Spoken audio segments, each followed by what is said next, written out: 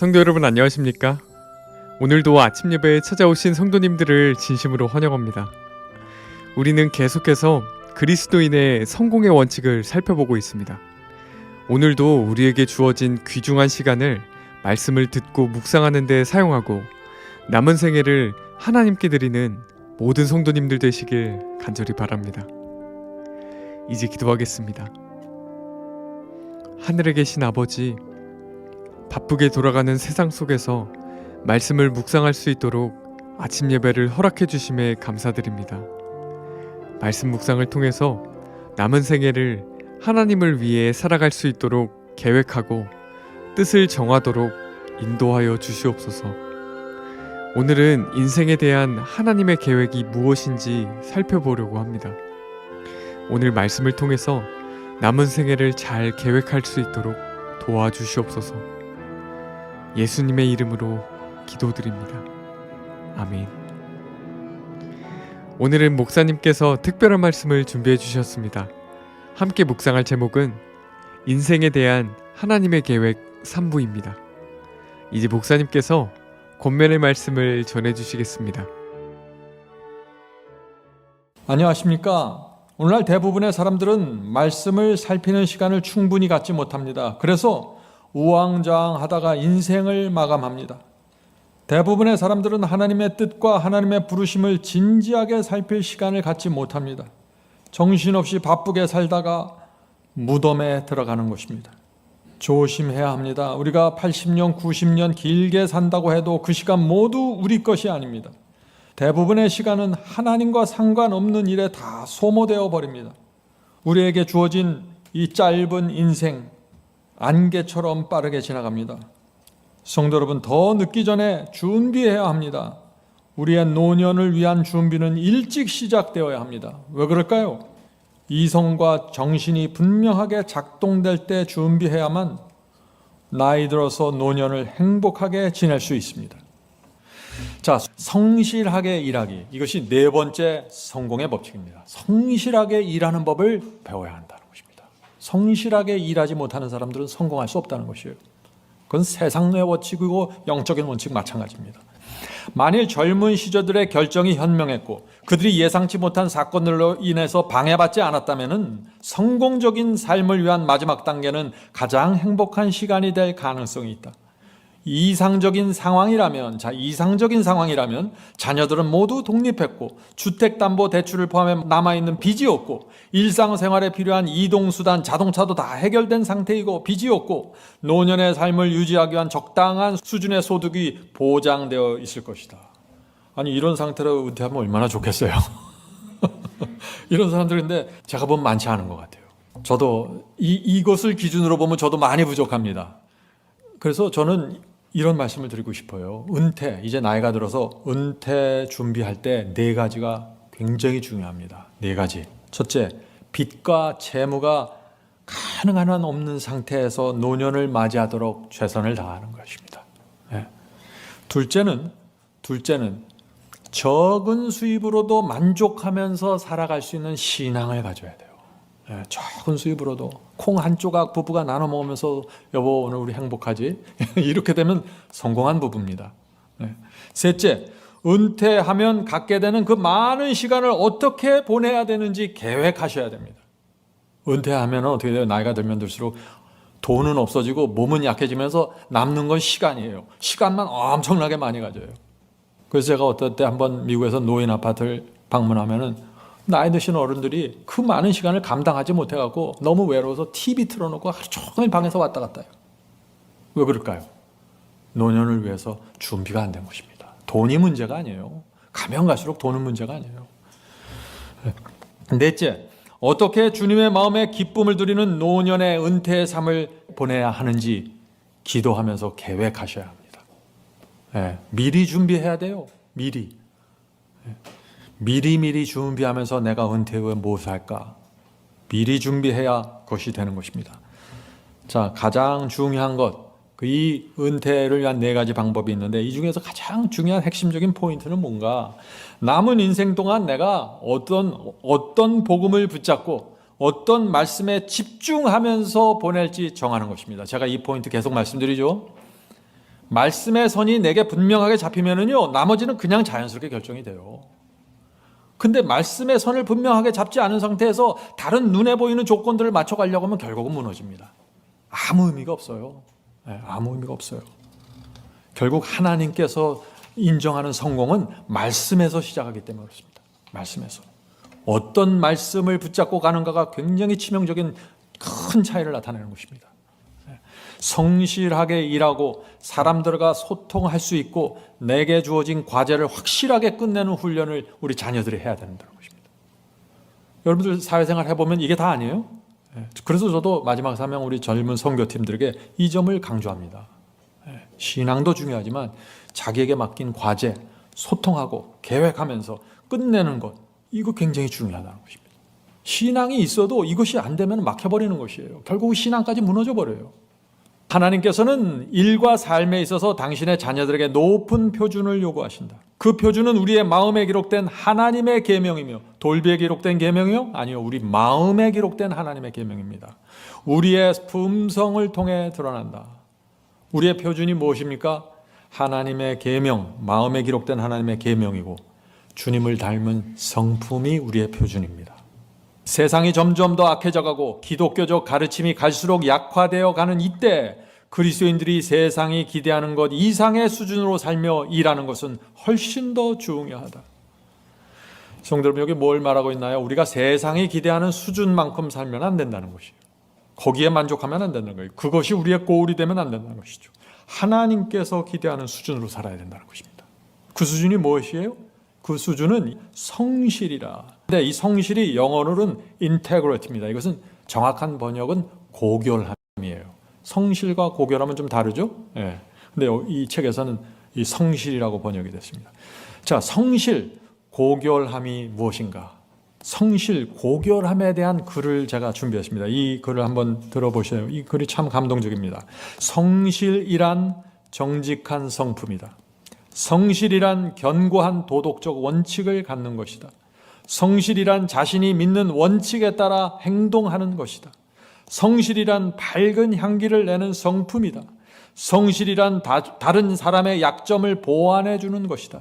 성실이라는 거짓과 속임이 없는 것이다. 성실이란 신뢰할 수 있는 성품이다. 성실이란 자신의 말과 행동에 대해 책임을 지는 것이다. 성실이란 어둡고 음흉한 분위기를 퍼뜨리지 않는 것이다. 성실이란 이익이나 결과에 상관없이 진리를 선택하는 것이다. 이것이 성경이 말하는 성실입니다. 이것은 세상이 기대하는 수준이 아니죠. 이것은 하나님께서 기대하는 수준입니다. 성도 여러분, 그러나 문제는 이것이에요. 우리가 어떻게 이 성실이라는 하나님의 기대, 이 표준에 도달할 수 있는가 하는 것이 문제겠죠. 예? 성실에 대해서 말할 수는 있어요. 그러나 how를 얘기해 줘야 된다는 것이 how. 복음을 전할 때는 항상 how가 중요한 것입니다. 사람으로는 할 수 없지만 하나님께서 하신다는 것이죠. 자, 마태복음 19장 이 말씀하시죠? 마태복음 19장 26절입니다. 예수께서 그들을 보시며 이르시되 사람으로는 할 수 없으나 하나님으로서는 다 하실 수 있느니라. 성도 여러분, 하나님께서 우리 속에서 어떻게 성실을 이루어내실 수 있을까요? 우리가 온 마음과 생애를 주님께 바치면 그때 하나님의 말씀과 성령이 우리 속에서 역사가 시작되는 것입니다. 분명하게 역사가 일어납니다. 그때 우리가 살 때, 우리가 인생의 길을 걸어갈 때 그때마다 이 말씀과 성령이 우리를 지도하시고 호소하시고 우리를 성실한 길로 인도해 주신다는 것입니다. 그래서 하나님의 기대에 들어가게 된다는 것이죠. 그리고 우리가 혹시 성실하지 않는 길로 들어가려고 하면 어떻게 돼요? 즉시 성령께서 오셔서 말씀해 주시잖아요. 너 그 길로 가면 안 돼 해주시잖아요. 그래서 말씀과 성령이 우리를 성실의 길로 인도하신다는 것이죠. 자, 성실한 삶으로 들어가는 열쇠가 있습니다. 성실한 삶으로 들어가는 열쇠. 첫 번째 열쇠가 뭐예요? 내가 성실한 삶을 살겠다는 단호한 선택을 먼저 해야 돼요. 그냥 선택하지 않고 언젠간 되겠지, 안 돼요. 오늘 많은 분들이 이 선택이라는 단어를 별로 안 좋아합니다. 신앙과 선택을 연결해서 설명하려고 하면 참 위험하다고 생각하고 선택으로 하는 신앙이요? 그거 행함으로 말미암는 의 안 해요? 자꾸 이런 얘기를 해요. 오해입니다. 성경은 우리에게 선택하라고 요구하고 있어요. 자, 그 말씀 볼까요? 잠언서 22장 1절입니다. 잠언서 21장 1절. 많은 재물보다 명예를 선택할 것이요. 진리를 따라가려고 하는데 여기 재물이 나오고 여기 명예가 있어요. 그러면 명예를 선택하라는 것입니다. 무슨 명예요? 하나님의 명예를 선택하라는 것이에요. 자, 계속해서 보죠. 많은 재물보다 명예를 선택할 것이요. 은이나 금보다 은총을 더욱 택할 것이니라. 은이나 금이나 돈바구니보다 뭐예요? 하나님의 은혜를 기억하면서 선택하라는 것이에요. 성경은 선택을 말하고 있습니다. 성경이 말하는 선택은 그냥 눈에 보이는 행동이 아니에요. 이것은 성령께서 그 은혜를 통해서 우리 마음을 감동시켜서 우리 마음에서 나오는 선택입니다. 마음에서 나오는 결정이에요. 이것이 성경이 말하는 선택입니다. 당연한 것이죠. 선택하지 않고 결정하지 않는 마음이라는 건 그건 성령의 감화가 없는 마음이에요. 그거는. 그래서 성경이 말하는 이 성실함이라는 것은, 이 선택하는 성실함이라는 것은 그냥 우연히 생기는 것이 아니에요. 성실함은 하나님의 부르심을 따라가고 싶은 나의 소원이고 나의 선택이고 나의 결단에서 시작되는 것입니다. 성령의 역사로 이것이 이루어지는 것이에요. 성령의 역사 속에 들어가면 매일 선택하게 됩니다. 하나님의 명예를 위해서 말이죠. 누가 선택하지 말라 그래요? 당연히 선택해야죠. 성도 여러분, 어렵고 힘든 길을 갈지라도 내가 전진하겠다는 선택과 결정하는 것입니다. 진리에 대한 충성입니다, 이것이. 자, 창세기 39장 보면은요, 요셉의 성실함을 얘기합니다. 요셉의 성실함. 창세기 39장 6절부터 9절 보겠습니다. 주인이, 보디발 장군이죠. 주인이 그의 소유를 다 요셉의 손에 위탁하고, 아니 보디발 장군이 자기 집에 있는 이 하인 노예에게 자기 소유를 다 요셉의 손에 위탁하고 자기가 먹는 음식 외에는 간섭하지 아니하였더라. 참 이분 참 속편하게 사는 것 같아요. 하인에게 다 맡겨주고 사는 것입니다. 곡간 열쇠 다 넘겨주고 내가 먹는 음식만 내가 선택할게, 이렇게 사는 거예요. 요셉이 어느 정도 성실했으면 이런 엄청난 권한을 갖게 될까요? 성실함입니다. 이 보디발 아내가 유혹할 때도 이 요셉의 성실함이 또 나타납니다. 자, 계속해서 읽어보겠습니다. 요셉은 용모가 빼어나고 아름다웠더라. 그래서 이제 아내가 유혹했을 때 이렇게 대답합니다. 이 집에는 나보다 큰 이가 없으며 주인이 아무것도 내게 금하지 아니하였어도 금한 것은 당신뿐이니 당신은 그의 아내임이라. 그런즉 내가 어찌 이 큰 악을 행하여 하나님께 죄를 지으리까? 성도 여러분, 요셉이 어떤 사람인지 보이십니까? 요셉의 신앙과 이 생애에 대한 글이 있습니다. 여러분들 이 글을 한번 제가 읽을 때 묵상해 보시길 바랍니다. 요셉은 어떤 상황에서도 하나님의 눈을 보면서 살았습니다. 그래서 요셉은 하나님의 의에서 떨어져 나가지 않았습니다. 요셉은 욕망보다는 충성을 선택했습니다. 요셉은 감정보다 믿음을 선택했습니다. 요셉은 눈앞의 이익과 편함을 보지 않고 진리를 보면서 살았습니다. 요셉은 영원한 삶을 바라보면 이 땅에서 성실한 나그네로 살았습니다. 요셉에게도 성실함은 쉬운 결정이 아니었지만 그는 항상 하늘이 인정하는 가치를 추구했습니다. 하나님께서는 성실한 요셉에게 이 땅에서 높은 수준의 성공을 주셨습니다. 성도 여러분, 하나님께서 우리에게 성공이라는 축복을 주실 때 하나님께서 마음 편하게 넉넉하게 주실 수 있는 사람들이 돼야 된다는 것입니다. 어떤 사람들이에요? 인테그리티입니다. 성실한 사람들입니다. 고결함을 갖고 있는 사람들이에요. 그런 사람들은 하나님께서 마음껏 축복하셔도 불안하질 않아요. 이 성실함, 고결함이 없으면 어떻게 해요? 조금 축복하면 교만해져요.